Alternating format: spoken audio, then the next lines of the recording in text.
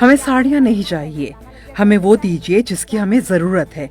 जैसे हमारे गांव के स्कूल में टीचर नहीं है और क्लिनिक में डॉक्टर नहीं है। दवाखान्यामध्ये डॉक्टर नाही।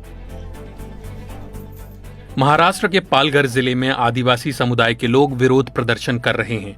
उन्हें सरकार की अंत्योदय योजना के तहत राशन की दुकानों से मुफ्त साड़ियां दी गईं, लेकिन पालघर जिले की जवाहर, दहानू और विक्रमगढ़ तालुकाओं की 300 से ज्यादा आदिवासी महिलाओं ने अपनी साड़ियां तहसील कार्यालय में लौटा दी। अंत्योदय योजना के लाभार्थियों को मुफ्त साड़ी के साथ साथ एक थैला और अनाज भी दिया गया था। थैले पर प्रधानमंत्री मोदी की तस्वीर छपी हुई है। इन आदिवासी महिलाओं का कहना है कि उन्हें मुफ्त साड़ियां देने के बजाय सरकार को उन्हें सशक्त बनाने के लिए कदम उठाने चाहिए। अंत्योदय योजना के तहत सरकार बेहद गरीब परिवारों को हर महीने कम दाम पर 35 किलो अनाज देती है। इस योजना के तहत इससे पहले कभी भी मुफ्त साड़ियां नहीं दी गई थीं।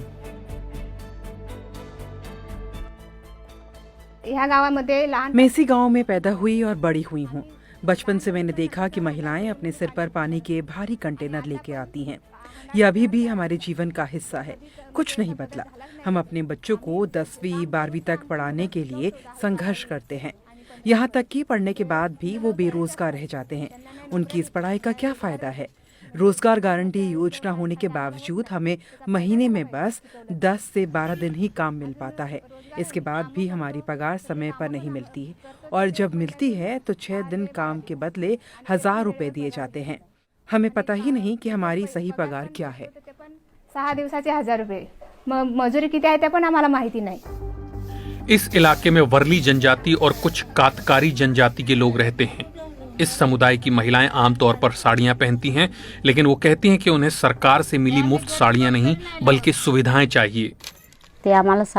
हमें साड़ी नहीं चाहिए, हमें अपने बच्चों के लिए शिक्षा चाहिए, इसलिए हमने साड़ियां लौटा दी।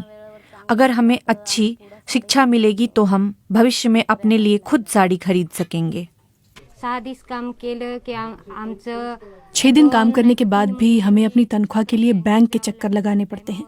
बदकिस्मती से हमें वक्त पर तनख्वाह नहीं मिलती। इसकी वजह से हम ज़रूरत की चीज़ें जैसे सब्जी वगैरह नहीं खरीद पाते। कभी कभार तो हमें मिर्च और चटनी के साथ खाना पड़ता है। अगर हमें सही रोजगार मिलेगा तो यह काफ़ी अच्छा होगा। भले ही गांव में महिलाओं का समूह है, लेकिन फिर भी हमारे लिए पर्याप्त काम नहीं है।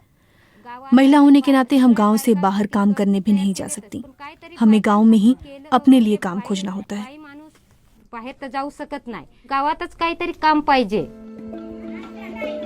पालघर जिले के कुछ सामाजिक कार्यकर्ता आरोप लगाते हैं कि चुनाव की आचार संहिता लागू होने से पहले ये मुफ्त साड़ियां एक खास एजेंडे के तहत बांटी गईं। अगर हम आसपास देखें तो पाएंगे कि यहाँ लोगों की ज़रूरतें अलग हैं। बीते 70 सालों में और यहाँ तक कि बीते 10 सालों में भी, चाहे कोई भी सरकार सत्ता में हो, इस इलाके के आदिवासियों के लिए बहुत कम काम किए गए। भले कोई एक परिवार होने की बात कहे, लेकिन जब कोई किसी परिवार का मुखिया होता है तो वह परिवार के हर एक सदस्य की ज़रूरतों का ध्यान रखता है। कोई भी व्यक्ति ये बात पसंद नहीं करेगा कि गिफ्ट पर उसे देने वाले की तस्वीर लगी हो। इस बात से लोग निराश हैं। आचार संहिता लागू होने के चलते सरकारी अधिकारियों ने कैमरे के सामने इस मामले पर प्रतिक्रिया नहीं दी। हालांकि जिला अधिकारी गोविंद बोडके ने बीबीसी से कहा कि ये विरोध प्रदर्शन किसी भी संगठन की तरफ से आयोजित नहीं किया गया। कुछ महिलाएं दफ्तर में आईं और उन्होंने सरकारी योजना से मिली मुफ्त साड़ी और बैग लौटा दिए। उन्होंने एक पत्र भी जमा किया जिसमें लिखा था कि मुफ्त उपहारों से इलाके का विकास नहीं होगा। उनके निवेदन को सरकार तक पहुंचाया जाएगा। पालघर जिला मुंबई से ज्यादा दूर नहीं है, लेकिन फिर भी यहाँ के लोगों तक जरूरी सुविधाएं नहीं पहुंच पाई हैं। बच्चों के लिए अच्छा भोजन, पानी, शिक्षा के साथ साथ बिजली की सप्लाई जैसे मुद्दे यहाँ के लोगों के लिए सबसे जरूरी हैं।